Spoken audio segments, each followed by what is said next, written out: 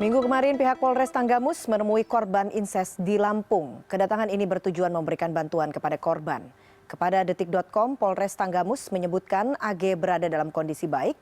Kasat Reskrim Polres Tanggamus AKP Edi Korinas mengatakan AG harus didampingi oleh psikolog dan menggunakan alat peraga untuk membantu berkomunikasi.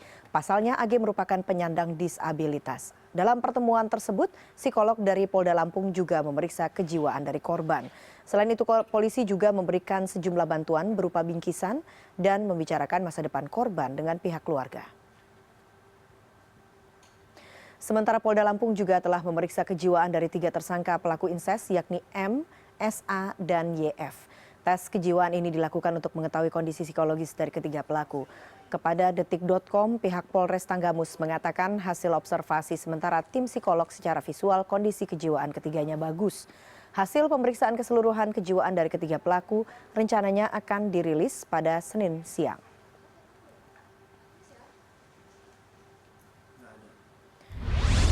Dan untuk mengetahui perkembangan proses hukum untuk kasus incest ini, kita sudah terhubung lewat sambungan telepon dengan jurnalis foto CNN Indonesia Andi Surahman, saat ini berada di Kabupaten Tanggamus, Lampung. Selamat sore Andi, bagaimana perkembangan penyelidikan kasus ini? Ya, selamat sore Mbak Eva. Ya, jadi untuk sementara saya berada di Polres Tanggamus, korban masih diperiksa secara intensif di Polres Tanggamus, itu di PPA. Jadi korban masih tetap digali informasinya seputar pelaku yang merupakan ayah, kakak, dan adik kandungnya. Baik, Andi, kalau kemudian kita bicara soal pelaku, apakah sudah ada hasil dari pemeriksaan kejiwaan dari para pelaku? Untuk para pelaku, ini kita masih terus mencari informasi di Polres Tanggamus karena dalam pantauan saya para pelaku masih berada di sel tahanan. Jadi belum ada info dari Pihak Humas kepolisian? atau dari pihak kepolisian tentang kejiwaan dari ketiga pelaku. Namun jika 3 pelaku itu tidak mengalami kejiwaan, maka 3 pelaku itu akan dikenakan pasal 81 ayat 3 Undang-Undang Nomor 17 tahun 2016 tentang perlindungan anak dan Undang-Undang 23 2004 tentang PKDRT Yunto pasal 285, kemudian pasal 64 KUHP tentang perbuatan jahat berulang. Dengan ancaman hukuman? Hukuman kurang lebih 15 tahun penjara. 15 tahun penjara. Bagaimana kalau kemudian dari hasil pemeriksaan kejiwaan terhadap para pelaku ditemukan ada indikasi gangguan kejiwaan? Apakah artinya pasal-pasal yang dikenakan terhadap para tersangka ini kemudian gugur?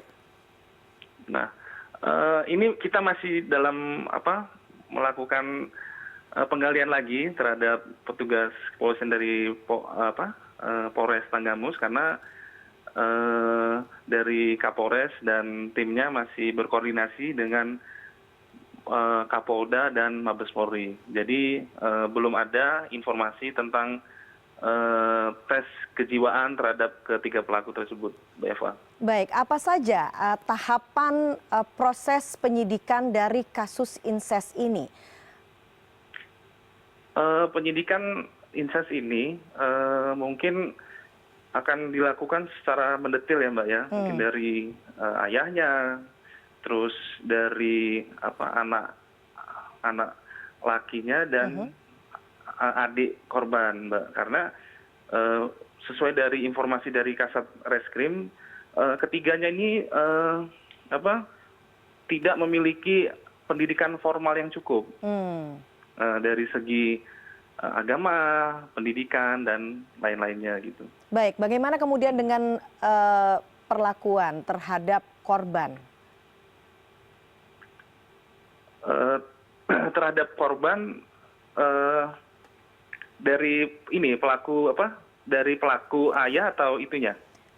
perlakuan polisi dan juga pihak pemerintah daerah terhadap korban. Apakah kemudian ada jaminan keselamatan, ada jaminan pengobatan terhadap korban dari kasus inses ini? Oh ya, untuk sementara ini dari pihak Polres Tanggamus masih dalam pemeriksaan dan didampingi oleh P2TP itu untuk terus didampingi dan digali informasinya. Dan tadi sore sekitar jam 4 tadi sudah didatangi oleh Dinas Sosial dari Kabupaten Pringsewu untuk memberikan bantuan secara psikis terhadap korban. Baik, Andi Surahman, jurnalis foto CNN Indonesia, melaporkan langsung dari Tanggamus, Lampung. Terima kasih. Kita ke informasi selanjutnya, banjir akibat luapan Sungai Citarum yang merendam permukiman warga di 3 kecamatan Kabupaten Bandung hingga Senin pagi tidak kunjung surut. Banjir di 3 kawasan Dayakolot, Bale Endah, dan Bojong Soang sudah terjadi selama sepekan lebih.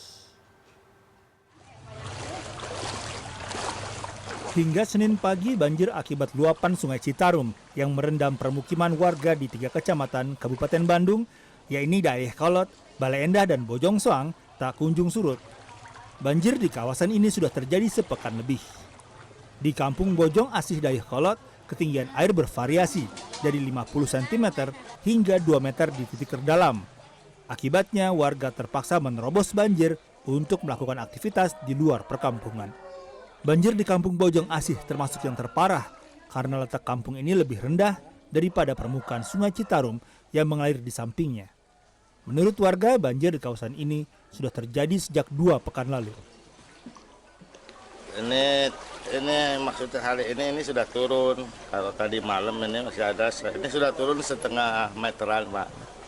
Ini banjir naik surut dari kapan sih, Pak? Sudah hampir lebih dari 2 minggu. 2 minggu ya.